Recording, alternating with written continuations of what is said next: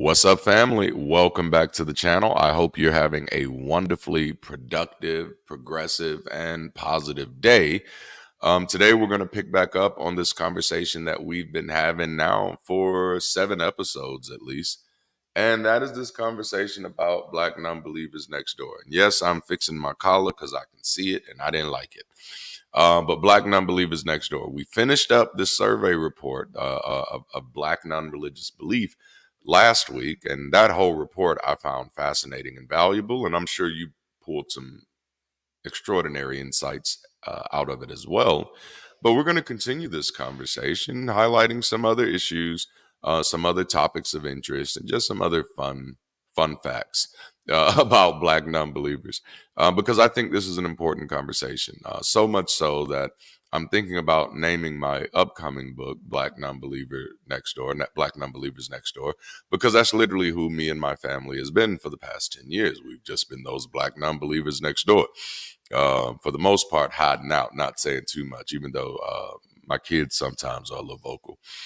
But and obviously I am now vocal, but I hadn't been, not as much.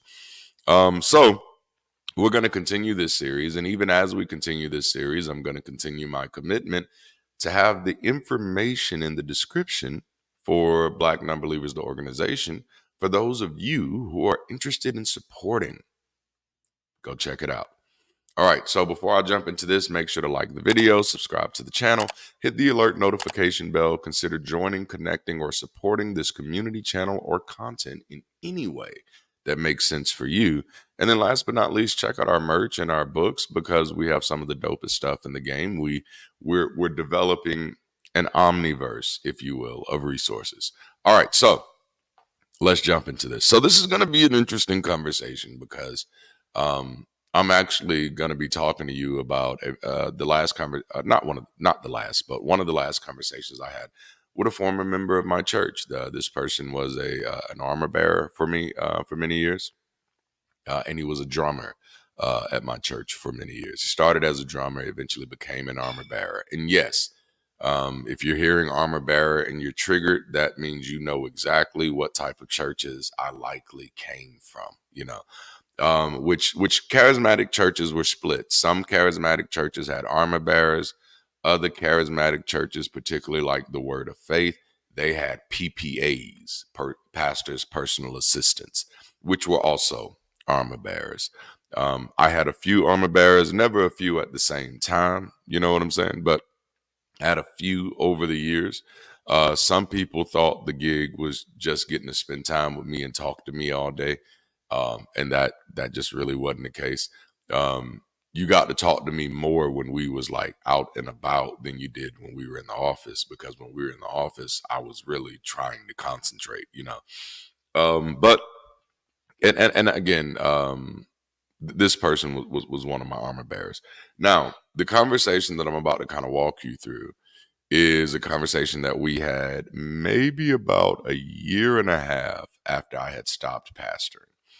And while it was clear to other people that I was no longer a pastor and that I no longer felt the need to live according to pastoral standards, most people still assumed that I was some type of Christian. Okay. So he and I are in this house, and we're the only ones there. I wonder where everybody else was at. But we're just hanging out. We're smoking. Let's just be real. But we're just hanging out. And in the middle of a conversation, and he says, "You know what, man? I don't think anybody's up there." Do you know who he's talking about? Again, this is my former armor bearer and my former drummer for my church. He had been a member of my church for likely more than 5 years, you know, and he did not know that I was an atheist at this time. But just in the middle of this conversation, he says, "You know what, man? I don't think anybody's up there."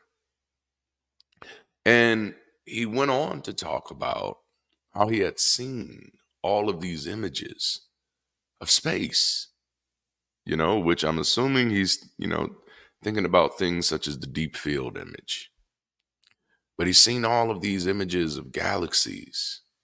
He's seen all of these images of planets.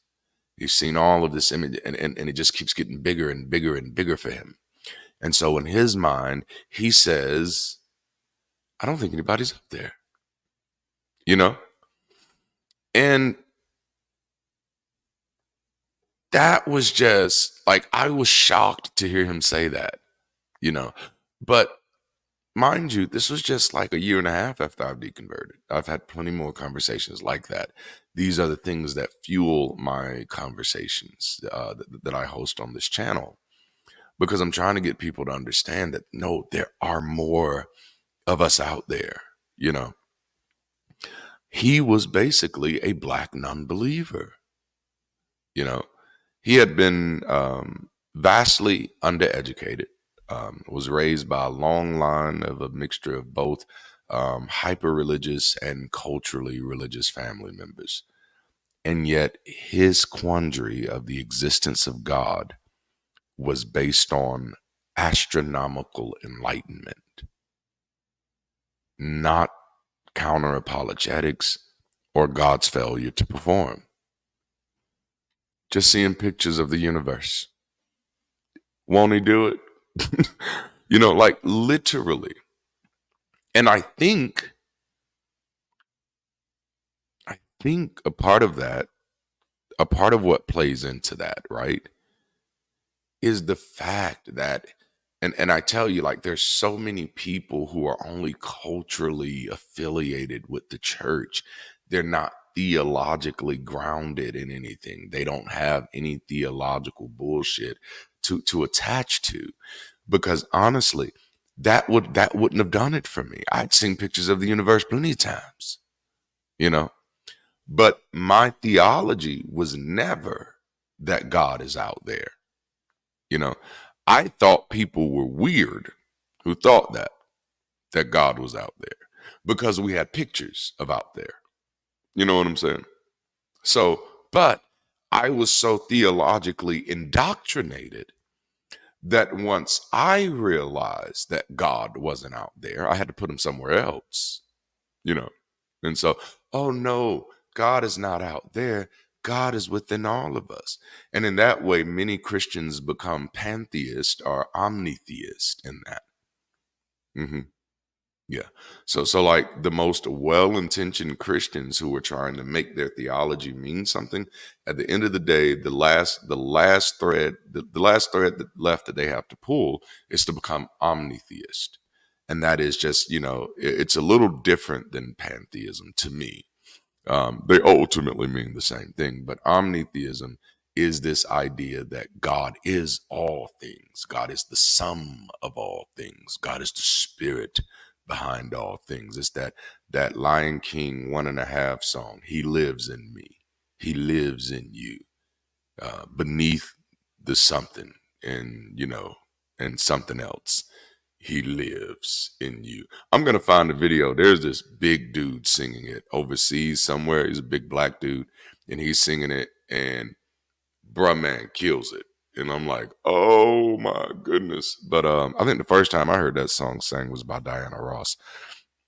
But anyway, so I, you know, that wouldn't have done it for me. Like, right, just seeing the pictures, because I had seen the pictures of the universe, you know, or and that's not like right. Like, I want to fix that statement.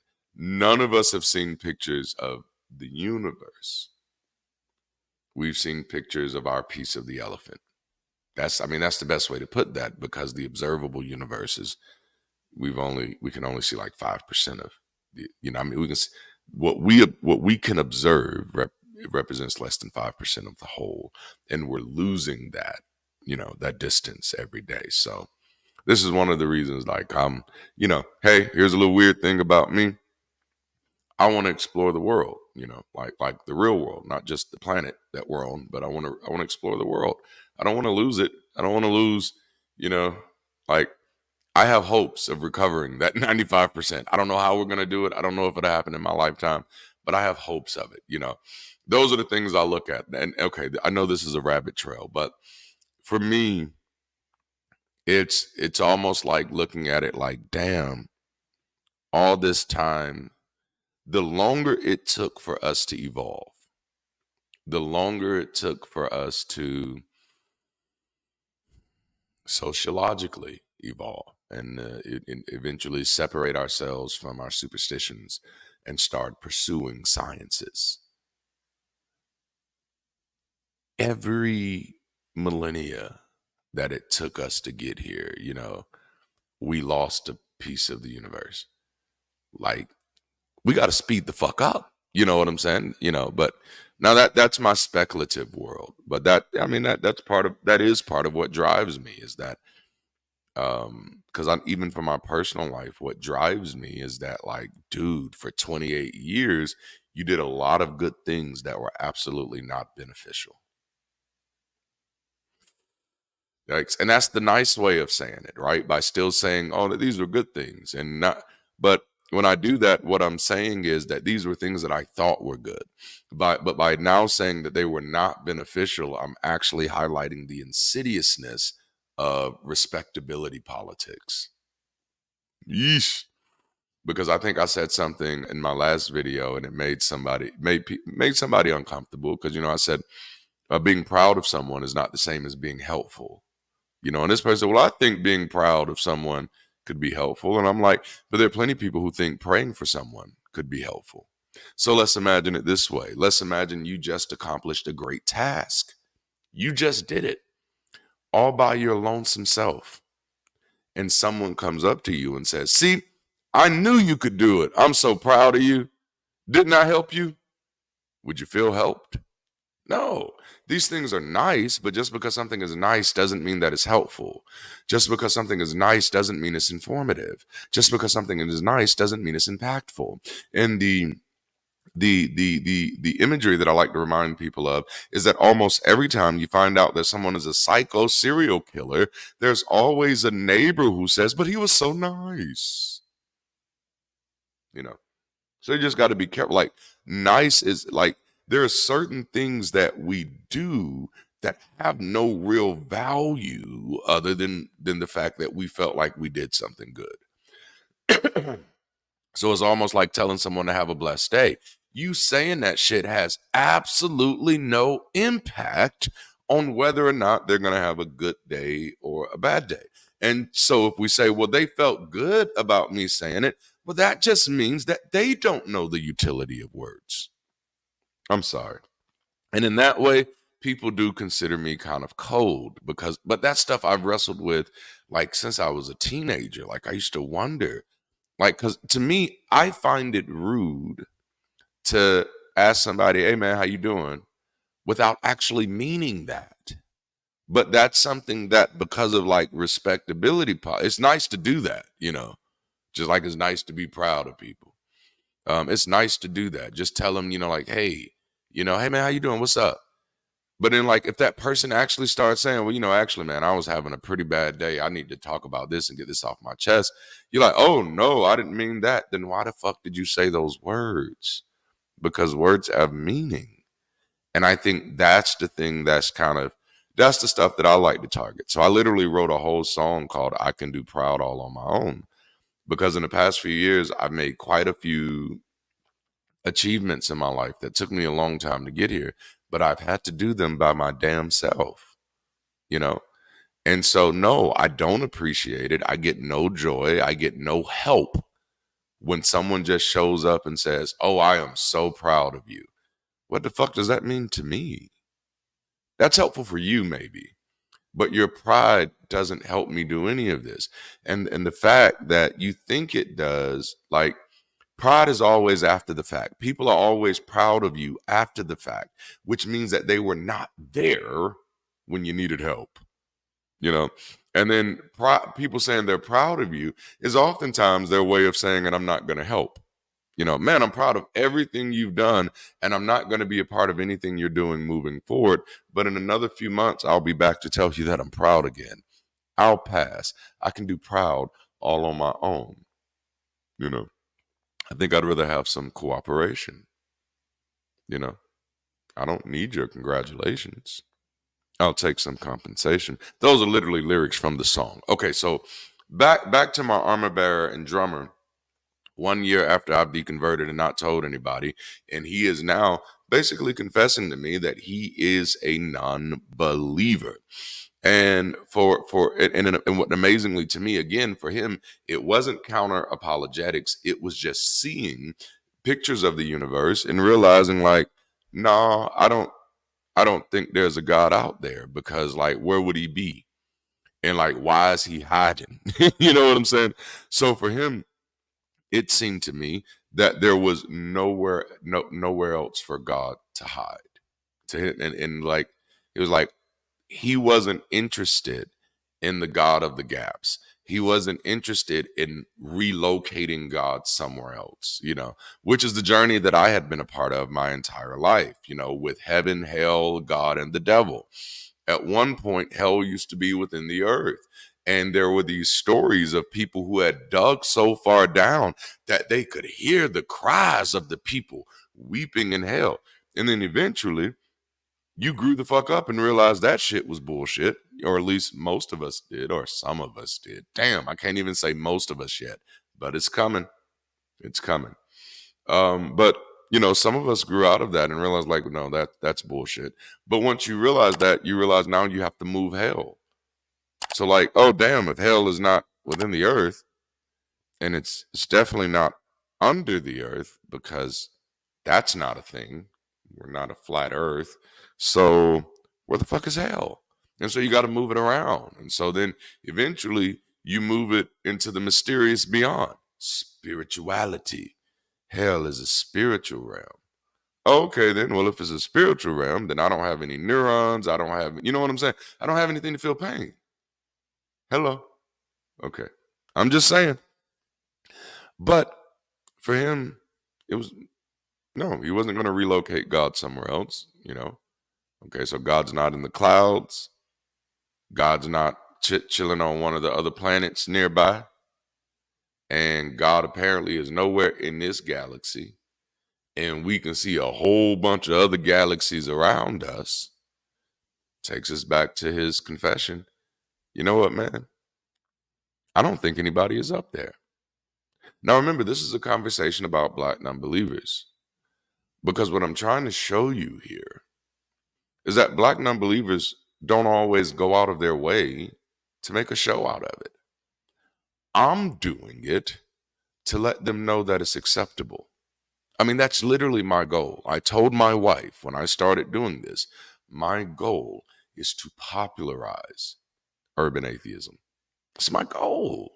You know, that's why I'm going to be funny. That's why I'm going to throw in music. That's why I'm going to be a little ratchet at times, because my goal is to popularize this shit, to make this common. That's my goal. So that people like this brother don't have to hide. And honestly, I don't even think he felt like he was hiding, you know? But for whatever reason, he could not look at his life and see the absence of God. And I could. I could look at his life and say, brother, you didn't have to look to the stars to see that there's no God. But he couldn't. And that's typically, I noticed that more so among cultural Christians than communal Christians. Communal Christians are typically more willing to admit that it's really hard to believe in God. You know, communal Christians it's typically easy for them to admit that it's hard to believe in God. Which is why communal Christians, many of the Christians who do deconvert are the communal Christians, because they were the ones who were actually trying, you know. But the cultural Christians, they're not actually paying attention. Like, this shit doesn't mean anything to them for real. This is just about making sure mama and daddy are okay, making sure we don't disappoint grandma. You know what I'm saying? So this isn't stuff that they've actually interrogated. This isn't stuff that they see in their everyday lives. This isn't something they expect to see in their everyday lives. And this is something that pastors know, which I'm trying to get y'all to understand. 90% of pastors already know Christians are fighting a losing battle. because our churches are not filled with believers. Out of the church demographic, maybe 5% of our churches are true believers. The rest are like, yeah, okay, whatever. The music's nice. The sermons are encouraging. But for whatever reason, he could not look at his life and see the absence of God. But he could look at the stars. And I find that absolutely fascinating, profound, and beautiful. Which does mean, like, we do need to value proper education in this country. And when I say proper education, I don't think I want to use that word proper. I'm gonna X that. We do need to think about education in this country. Y'all like how I did that? That was cool, right? But no, and I'm actually taking that from one of my former mentors. That was something he used to do when preaching, which I thought was really cool. And that's why I tell people all the time, preaching is like an art form, bro. Like, y'all don't understand.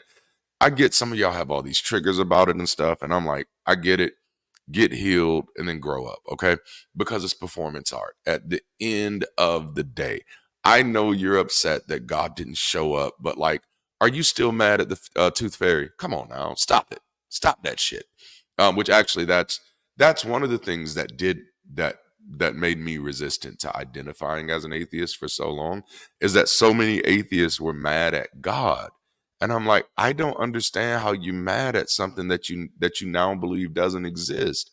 That seems to be a horrible waste of energy.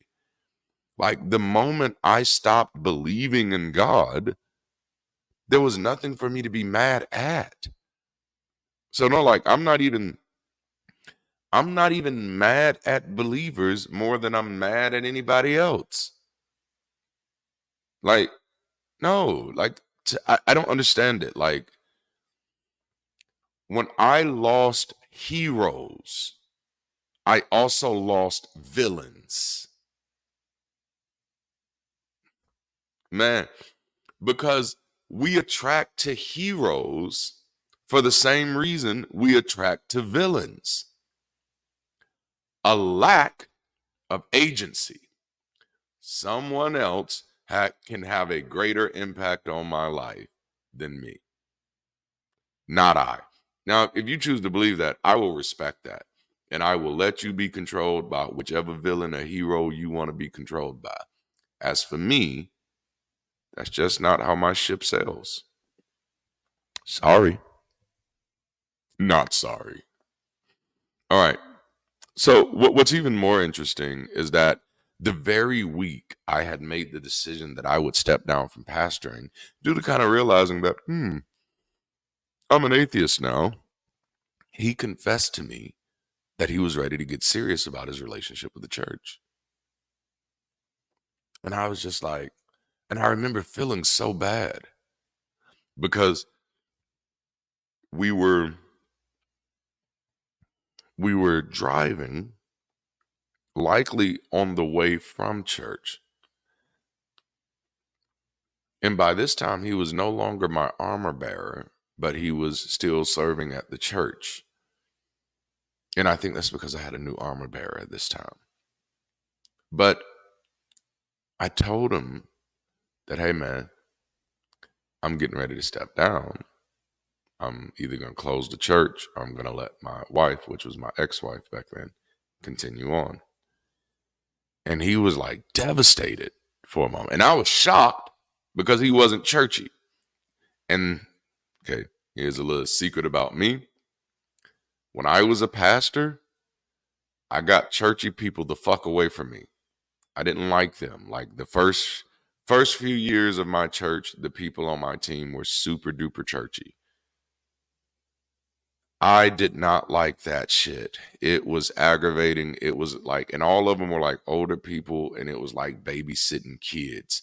Like, I literally remember having one come to me and say, I was praying in tongues with the other one, and she was trying to overpray me in tongues. Like, she was trying to make my spirit submit to hers. And I'm like, you're making this shit up, bruh. Stop. But I couldn't say that. I should have said that. I could have said that. I need to stop framing that as I couldn't have said that. And I need to start reframing that as I was afraid to say that. You know, I could have said it, and it likely probably would have been something healthy that she needed to hear, because to this day that lady is still in a very unhealthy place in her life. Um, so yikes.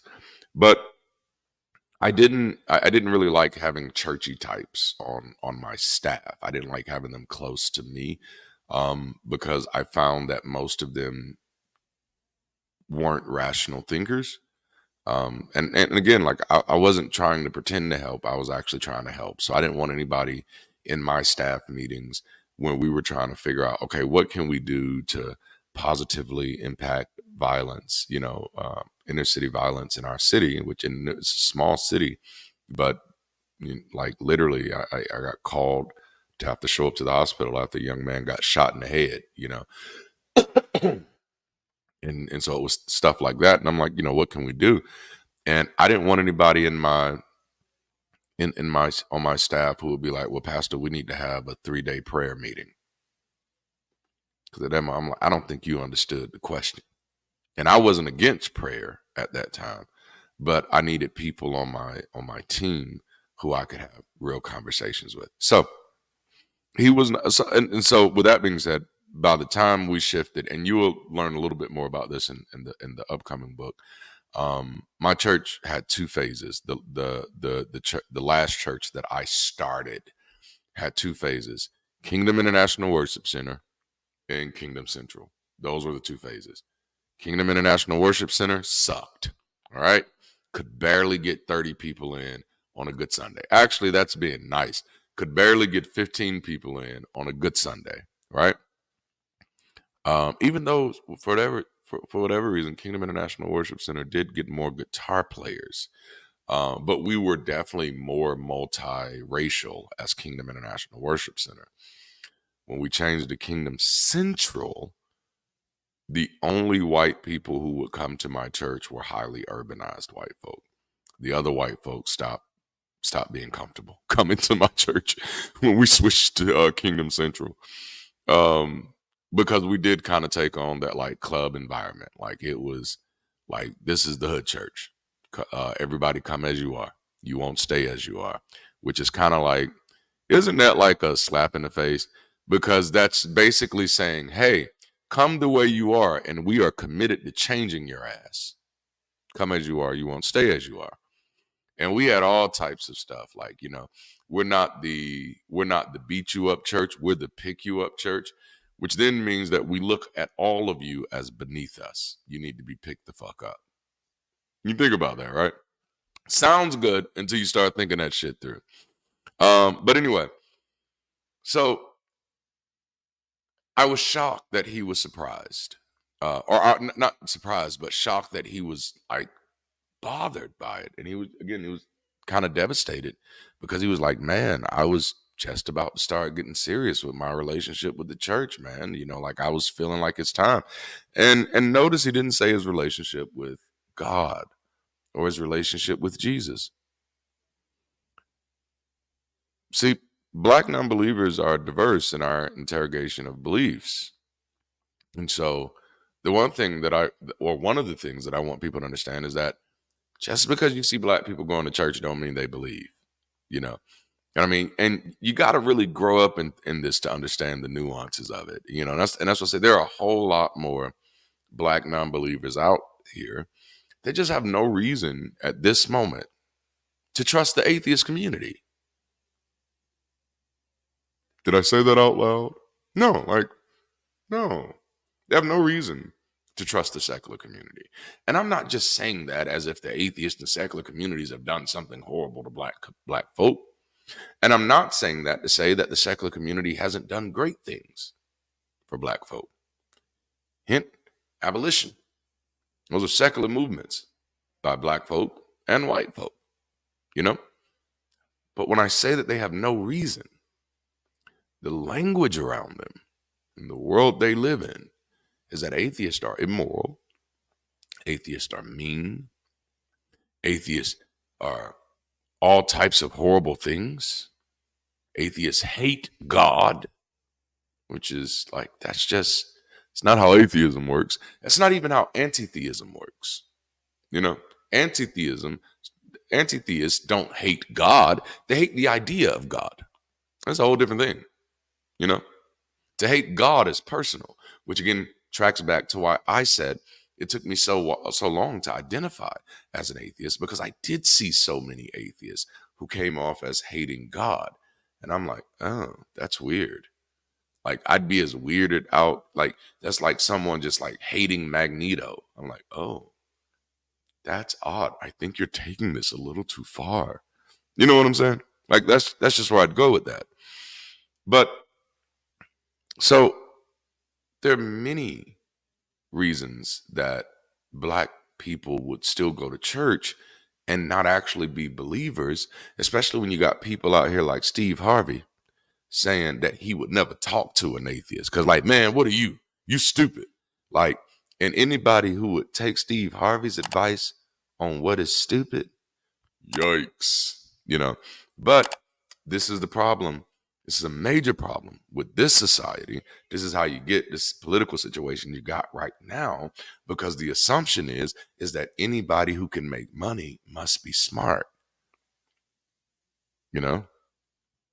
And the truth of the matter is, there is some truth to that. They must be smart in what the fuck they're doing, you know, which may have nothing to do with the outcome. It may have nothing to do with sociology. And most times, that damn show has nothing to do with theology, psychology, astrophysics, physics, or anything of the sort. So yes, it is possible for people to be smart in comedy and not know what the fuck they're talking about in theology. Hi, Steve. Biggest fan. Not really. I mean, I do enjoy Steve, but I'm not. I'm a long way from a biggest fan. And I don't even enjoy Steve that much, just because he's done some very, there's some words that I want to use, but I can only use these words in house. So white folks, you're not going to be able to hear me say what I want to say about Steve Harvey. But I think if you dig deep enough through the internet, you may find some videos where I've absolutely shared my opinions on Steve Harvey. Yeah. All right. So big point in here is what tips the scales for one may not do the same for another. We don't all have the same journeys to deconversion, and all of our deconversions aren't public, nor are all of our deconversions excommunications. There are plenty of people who are members of churches right now, plenty of black non-believers who are members of churches right now that deconverted years, if not decades ago. There are plenty of black non-believers in the church who never believed in the first place, but they are there because it is a part of their cultural experience. And as of now, they have no other options, because black Christians have been absolutely vocal about how ugly it is to be a black atheist. There was literally a television show, and you can find the scene on YouTube. I think you could literally just type in like black atheist woman dating black atheist television show, and it should pull the shit up. But where this woman's family pressured her into not staying in a relationship with a black man because he was an atheist. Because they said if he doesn't know how to love God, how will he ever know how to love you? That is some sick shit. That's saying, hey, if he doesn't know how to love a character that kills all of the earth because he's mad at them, if he doesn't know how to love a character that would command somebody to sacrifice his son, if he doesn't know how to love a character that would kill a woman just for looking back, if he doesn't know how to love a character who would sacrifice his only fucking son, then he doesn't know how to love you. If you think any of that is love, you don't know what the fuck love is, which is likely why so many families who buy into this bullshit are 100% dis-fucking functional. Oh yeah, I'm calling your asses out, man. No, this is why people don't want to be in the room with me. I'm going to make everybody fucking uncomfortable. I'm Tasha Smith on Why Did I Get Married? I'm about to make everybody uncomfortable because I'm tired of the pretending. The only way Christianity has any foothold is because we keep allowing these people to fucking pretend. These families are fucking broken, and that's not good for anybody. Shit, no. Okay. I gotta hurry up. But yeah, we don't all have the same journeys to deconversion. For me, among many things, it was both the church and God's lack of efficacy in matters of social and economic justice. But for him, it was astronomy. You know, I'd argue perhaps that he had the more honorable departure. Again, I'd seen those pictures years ago, decades even, maybe not decades, but years for sure. And I'd seen some of those pictures in my textbooks when I was in school, grade school. And I just moved God. Well, God's not there, he's over here. But he was just like, nah, bruh. If God, they said he was up there, he's not up there. I don't think anybody's up there. Point blank, period. That's how honest the relationship is when you're not involved with apologetics. That's how honest the journey is when you were never truly indoctrinated. And that's the beauty with a lot of cultural Christians, is that some of them have seen enough to where they like, none of these people know what the fuck they talking about. Like I seen their life. You know what I'm saying? But the young man I'm mentioning, he had his share of problems for sure. Like number one, he couldn't stop fucking people in my church. Like it was that. Well, it wasn't like he was just fucking everybody, and all of them wasn't in my church. I think there was just two of them, maybe three. But he had that issue. It wasn't like back to back. It was just like every now, like, hey, bruh, you got to keep that shit outside the church. That like you can't do that. And it got rough. It got rough. But he had a share of issues. And most of those issues were religious issues. Outside of religious superstition, he's just a person living his life, having consensual sex with consensual people, you know? But he was a gifted musician, a talented vocalist, an attentive learner, and he ended up becoming a highly influential member because of his service. Again, because our church was kind of like the hood church, the expectations wasn't that you know everything about the Bible. What made us the hood church is that people from the hood felt like they can come to our church without feeling judged, you know, because that wasn't our message.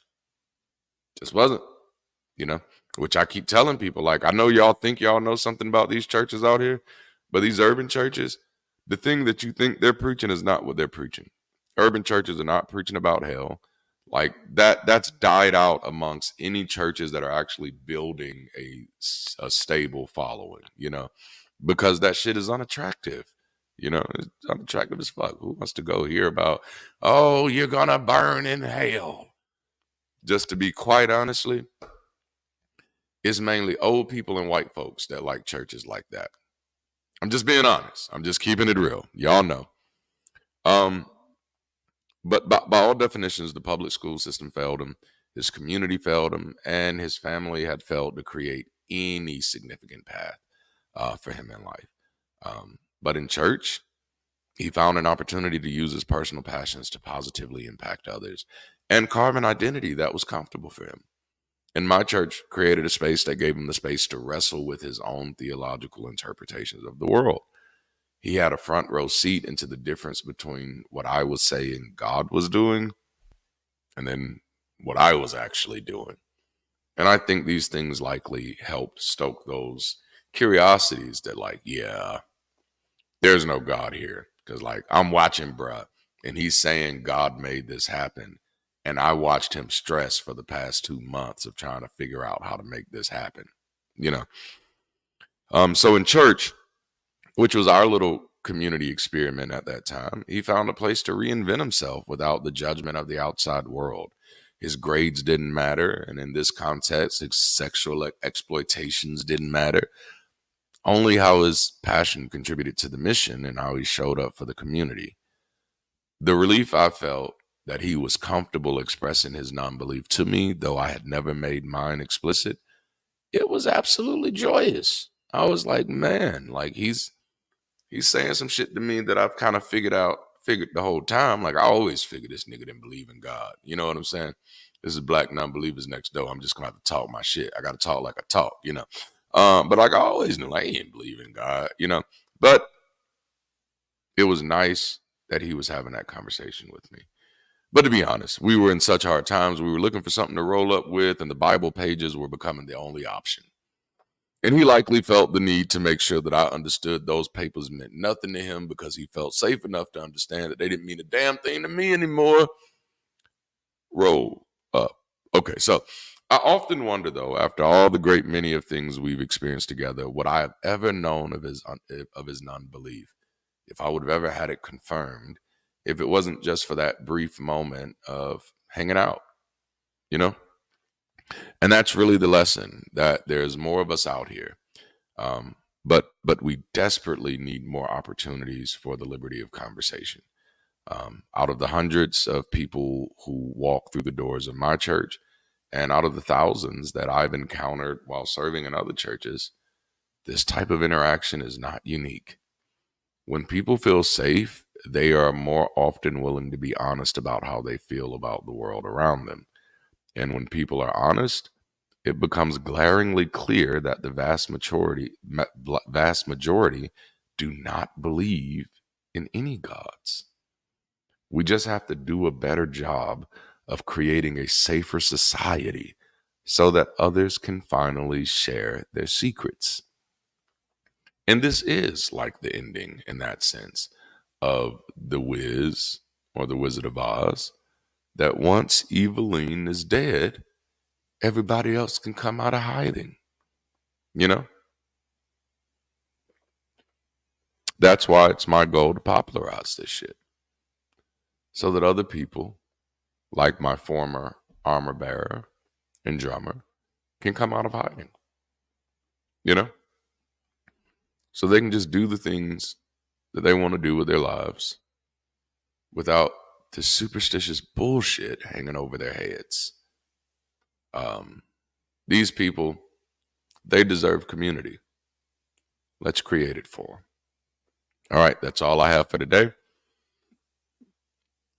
Of course, I love to see your thoughts in the comments. Let me know what you thought about this one. I know this one is different, but we're gonna be rocking out with a few more of these.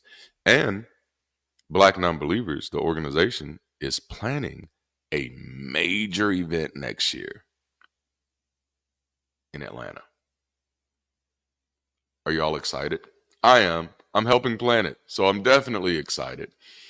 Man, it's gonna be called the Revival of Reason. And very soon, I'm going to do a whole episode on it to give you some insight into it.